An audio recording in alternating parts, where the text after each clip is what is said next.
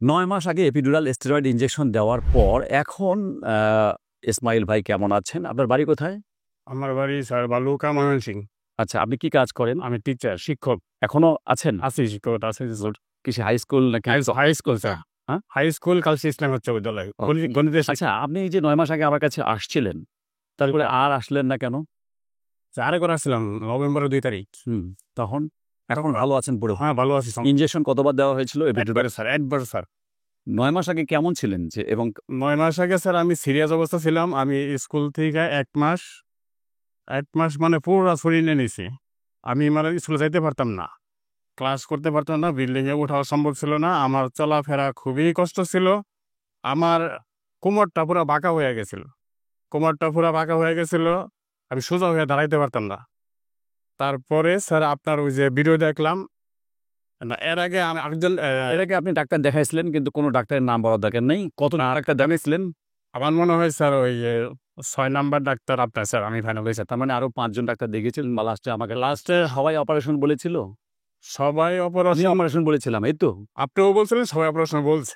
Operation করা লাগবেই, এটা লাগলে এটা বলছে। তারপরে আপনি আমাকে বললেন যে আপনি এই 2টা ব্যায়াম করেন আর ইনজেকশন দিয়ে দেখেন যে আপনি সুস্থ হন কিনা। আপনি বলছিলেন যে 3টাই ইনজেকশন দেওয়ার নিয়ম, কিন্তু একটাই ভালো হয়ে যেতে পারেন, এটা আপনার ভাগ্য ভালো হলে। কিন্তু তখন আপনি বললেন আমার বয়স তখন 54 প্লাস।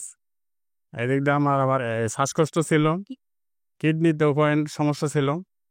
কিন্তু আমাকে ইনজেকশন দেওয়ার পরে আপনি যখন 29 তারিখে সেপ্টেম্বরের 29 তারিখে ইনজেকশন দিলাম, ইনজেকশন দেওয়ার পরে ওই দিন সারা রাত্রি আমার ঘুম হয়েছে।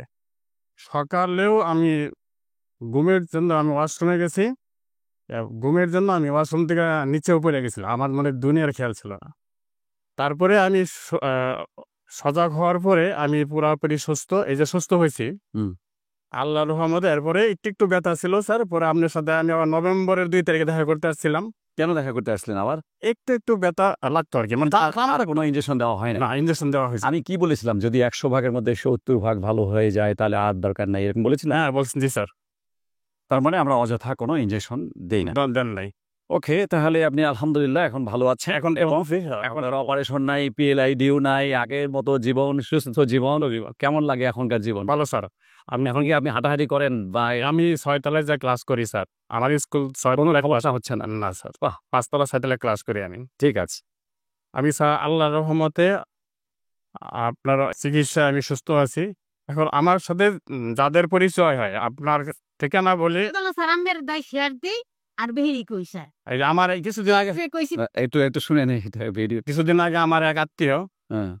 বলছি, পরে ঠিকানা দিছে। আমি আজকে আজকে সকালে না কালকে দেখা হয়েছিল ওনার সাথে। আমি ওই মেয়েটার জিজ্ঞেস করলাম তুমি এখন ভালো স্যার, আপনার কাছে চিকিৎসা করো। সে এখন সম্পূর্ণ ভালো। সে আমার ময়মনসিংহ স্যার, ময়মনসিংহ চিকিৎসা করছিল, ইনজেকশন দিয়েছিল। আপনি নাকি ওকে বলছেন যে ইনজেকশন দেওয়াটা ভুল হয়েছে এই বয়সে। মেয়েটা বয়স কম, মাত্র 11 পরে। তাহলে আপনার চিকিৎসাতে সে ভালো হয়ে গেছে একবার মনে হয়। ইনজেকশন দেয়নি, কি দিয়েছিলাম?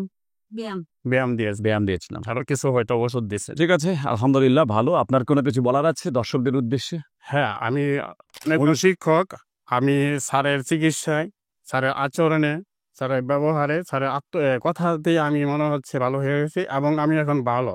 আর ওই সময় আমি এই স্যারের কাছে আসার আগে যে অবস্থায় ছিলাম যে আমি সুস্থ হব কিনা অপারেশন ছাড়া, মানে এরকম হতাশায় ভুগতেছিলাম। ইন্ডিয়া যাওয়ার জন্য পাসপোর্টও করছিলাম।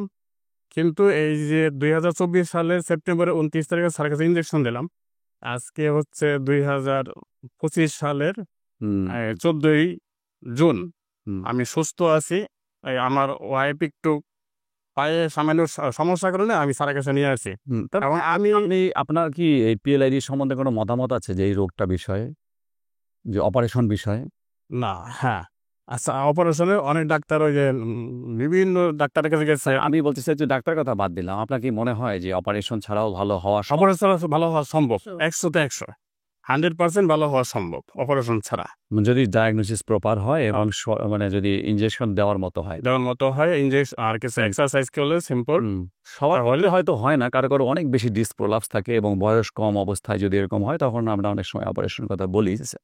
তো আপনার যেহেতু একটু বয়স বেশি এবং আপনার অপারেশনের আগে আমরা একটা ইনজেকশন দিয়ে চেষ্টা করেছিলাম। আল্লাহর রহমতে আপনি এবং আমি সুস্থ আছি সম্পর্কে। Thank you. আপনাকে অনেক ধন্যবাদ। স্যার অনেক ধন্যবাদ। হ্যাঁ। আপনার মতো ভালো চিকিৎসক, ভালো মানুষ দরকার এই সমাজে, এই দেশে সবার কাছে। আমরাও চেষ্টা করছি যেন বাংলাদেশের লক্ষ পিএলআইডি রোগী অপারেশন ছাড়া প্রাকৃতিক চিকিৎসা পদ্ধতি, ব্যায়াম, এপিডুরাল ইনজেকশন যা যা লাগে এগুলোর মাধ্যমে সহজে সুস্থ হতে পারে। আমরা চাই না কেউ মানে এমন হোক যে অযথা ইনজেকশন, অযথা টেস্ট, অযথা অনেক ঔষধ, অযথা সময়ক্ষেপণ এগুলো আমরা চাই না। আমরা চাই সহজ পিএলআইডি চিকিৎসা সহজীকরণ। আসসালামু আলাইকুম। আসসালামু আলাইকুম স্যার।